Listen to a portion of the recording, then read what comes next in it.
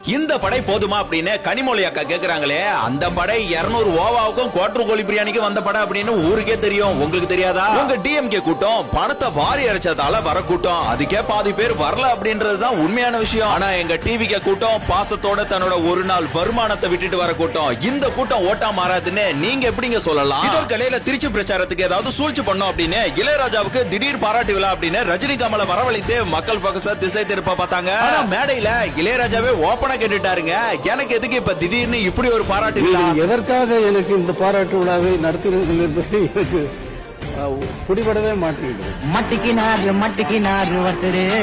அரசு சார்பில் எந்த இசைக்கலைஞனுக்கும் பாராட்டு விழா நடந்ததில்லை. தேர்தல் நெருங்க நெருங்க பயம் எப்படி எல்லாம் வேலை செய்து பாத்தீங்களா அங்கிள்? டிஎம்கே என்னதான் சூழ்ச்சி பண்ண பார்த்தாலும் அந்த இயற்கையை அந்த டிவிக்கு நேரா எலிச்சூத்தமா மாற்றி கொடுத்துரும். இன்னும் அடுத்தடுத்த பிரச்சாரத்துல என்னெல்லாம் வரப்போது, தமிழ்நாடு தளபதி நாடா ஆக போகுதுன்னு கூடிய விரைவில் தெரியும் பாருங்க. ஸ்டாலின் அங்கிள் நம்ம விமர்சிக்க வேண்டாம், இன்னும் 6 மாதம் மட்டும்தான் அந்த சிஎம் போஸ்ட்ல இருக்க போறாரு. அதனால இந்த வீடியோக்கு கீழே சந்தோஷமா விலகுங்க ஸ்டாலின் அங்கிள்னு மறக்காம கமெண்ட்ல சொல்லிட்டு போங்க.